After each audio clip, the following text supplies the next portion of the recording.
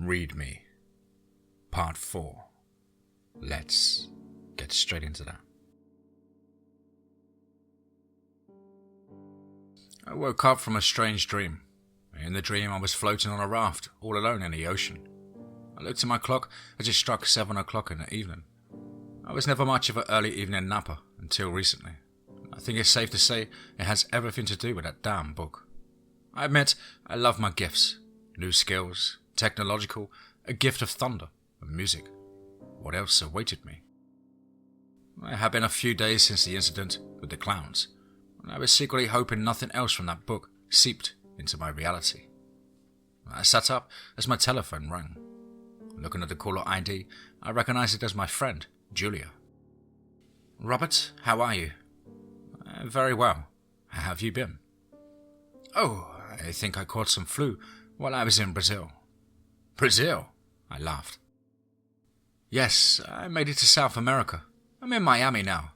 I rested in a posh hotel. So, anything new?" she asked in a deep southern way. "Oh, I recently took up the piano." "Oh, how very intellectual of you." "I know. Who would have thought you could teach an old dog new tricks? Are you sure that's the only reason?"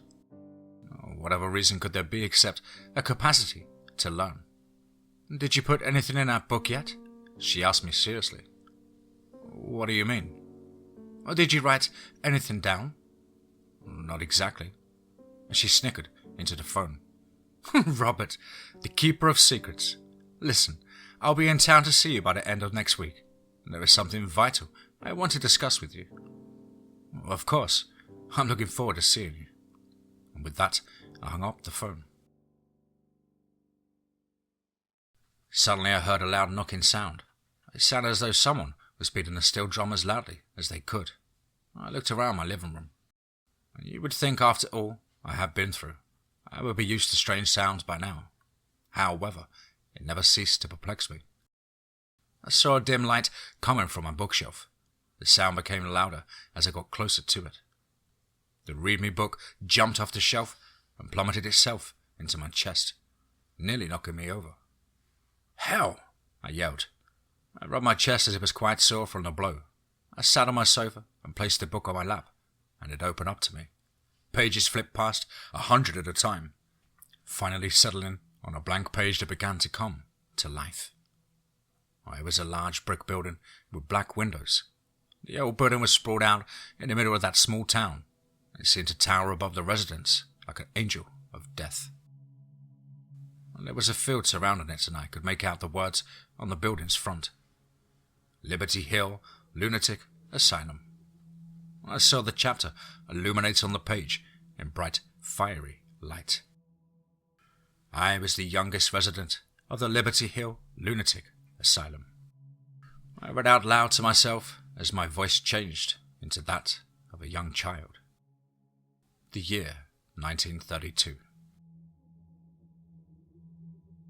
It was a perfect full day on the day that I was born.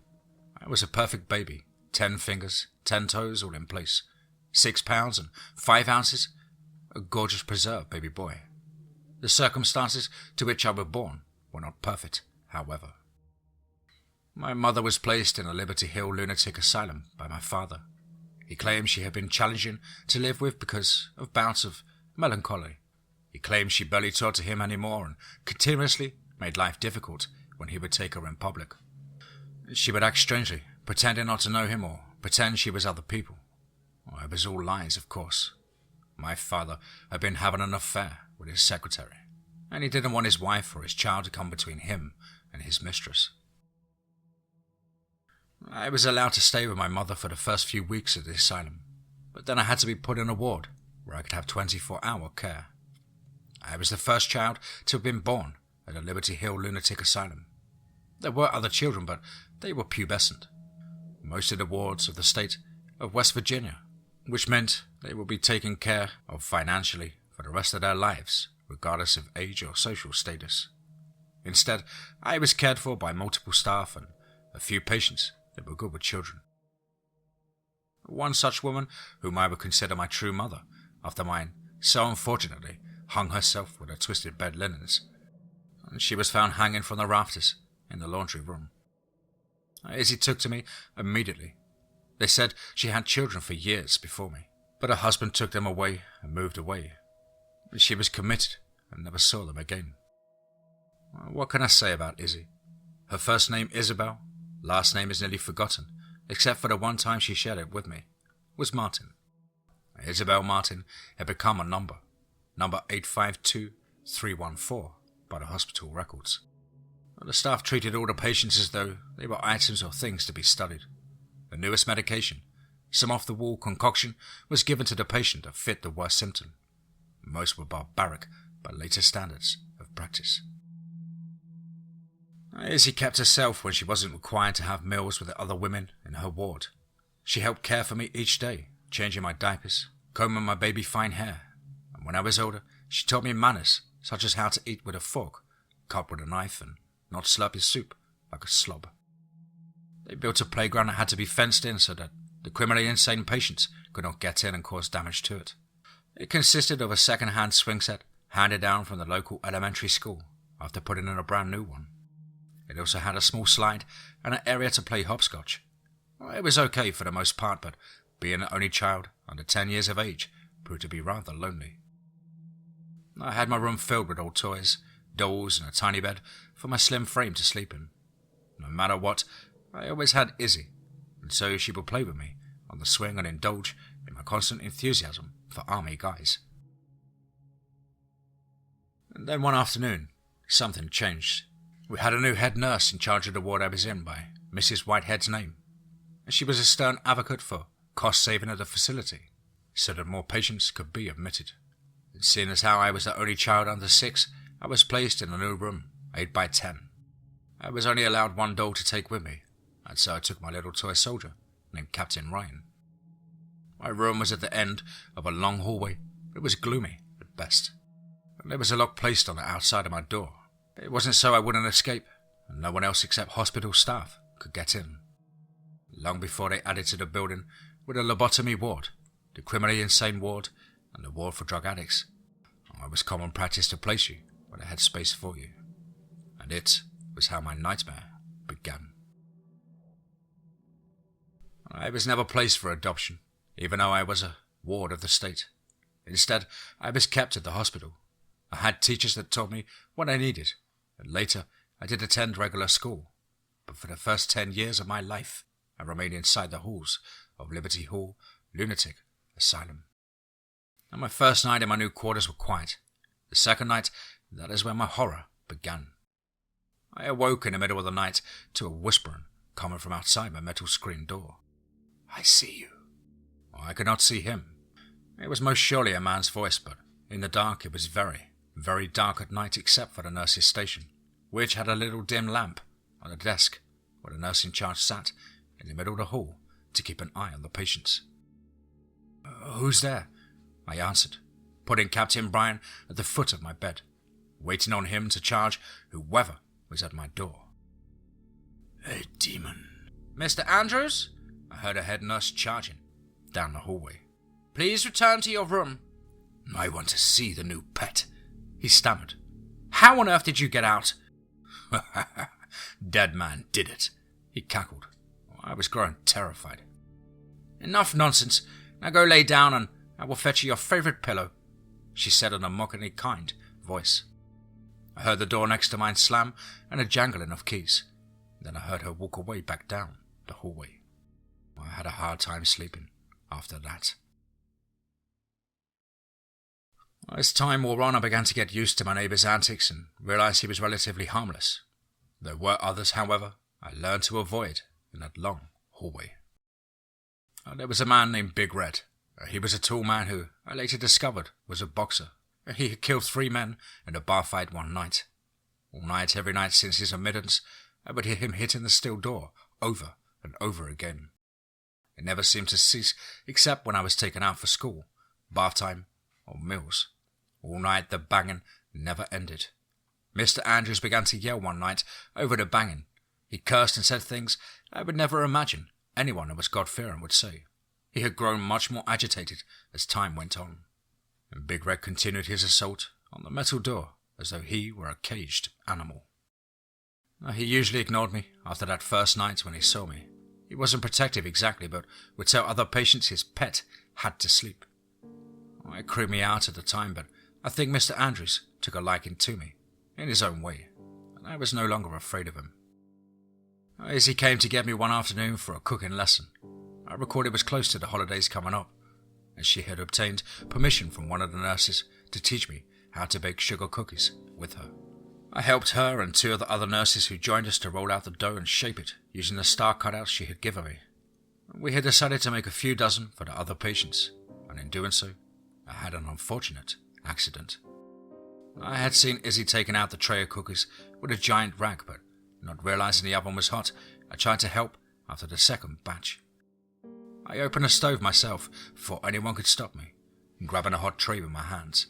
I held it for far too long before realizing the absolute horrifying pain and dropping the scalding tray of cookies onto the kitchen floor. I screamed bloody murders. I cried so loud that both nurses and Izzy rushed to my aid to help me. I wouldn't stop crying no matter what they did to help with the pain. My hands were both burnt very severely. My skin was coming off, and to this day, I don't know what possessed me to hold onto the tray as long as I did. It was like I didn't know what heat or pain was. I was bandaged, sedated, and put to bed. And when Mr. Andrews saw me in my bandages, he got very agitated. "My pet? Who hurt the pet?" "Mr. Andrews, calm down, or we will have to shut your door," said one of the nurses. "Greta, perhaps you should anyhow. He's had enough downtime today. I will get him to bed." But the nurse didn't have time. Instead, Mr. Andrews followed the two nurses to my door and saw Izzy crying. "It is my fault. I'm so sorry." Mr. Andrews lurched forward, unexpectedly hitting Izzy in the head as hard as he could and knocking her into the wall of my room. Izzy was unconscious, and Mr. Andrews was screaming, "My pet! My pet!" It took two nurses, 3 orderlies and 1 doctor to sedate Mr. Andrews, and that was the last time I saw Izzy. I didn't know what happened to her, if she were alive, dead, or in a coma. I was reading the words on a page when I heard a knock at the door. I snapped out of my storyteller mode. I sat the read me book on the coffee table and went to answer the door. "Hello, are you Robert Zephyr?" An older man stood at my door. He was tall, wore a black raincoat and a black fedora. "Yes, who wants to know?" "My name is Edmund. I have come to speak with you about a crucial matter." I opened my door, letting the older man in. "Please, sit down," I said. "Thank you. This won't take long." Very well. Could I offer you a drink?" "Oh, a cup of coffee, if you have one. It is quite a chilly day." The old man smiled. "Of course," I said, making my way into the kitchen to fix a pot of coffee. "So tell me, Mr. Zephyr, how long have you known Julia Spellman?" "Years. Julia was a colleague of mine when I did theatre." I yelled from the kitchen. "I believe she is acquainted with a very good friend of mine." "Oh," I finally asked, seeing the pot of coffee rush through, making a quick pot. I had only put together enough for 2 cups. No point wasting an entire pot of coffee on some stranger who was only staying for maybe a few minutes. "Yes, Isabel Martin." And I froze. What the hell? I quietly grabbed the cups of coffee and took them into my living room. Edmund Wright was sitting up tall with a pleasant grin on his face. "I'm afraid I have no idea about Julia's other friendships. I'm not sure how I can help you." "I figured that might be the case," he said, sipping a coffee and sitting back against my couch. "I think she may be in danger, if I may be so blunt." "Danger?" I asked, puzzled. "Yes, she took something of value to a very close friend of mine." "What did she take?" I could not imagine Julia as a thief, but she had said she wanted to talk to me about something vital. I kept that to myself. "It was an item that was sold to her. You see, a very grave mistake was made. She was sold something that was not for sale. I was wondering if I may get in contact with her. Some very dangerous people are looking for her now." "I can pass on a message. I don't see her often, however. I lied in an attempt to protect my friend in case she was in danger. This man knew something. I thought it was bizarre. He mentioned the name of the woman from the Read Me story. This was becoming all too surreal. "Thank you very much." Edmund stood, handing me his coffee cup. Is there a way I can contact you?" I asked. "She will know. Tell her my name. Thank you for the coffee, and I'm so sorry I came to you with this grave message. Please forgive my intrusion." And with that, I let Edmund write out of my house. I tried to call Julia on my cell phone, but all I got was her voicemail. I walked over to the sofa and sat down. I looked at the coffee table where I had left the book. It was now gone.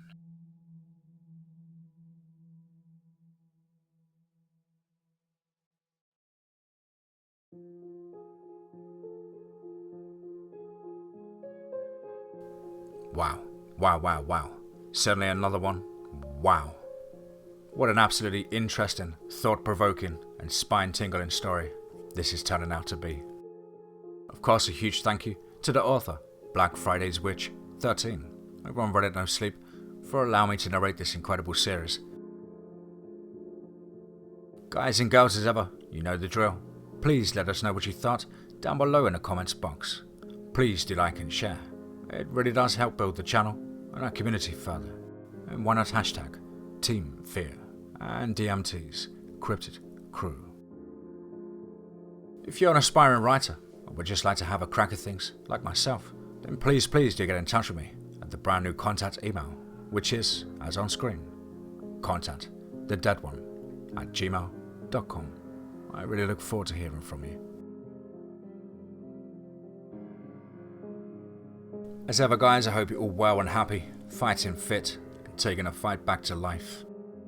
But above all, remember, be safe, not sorry.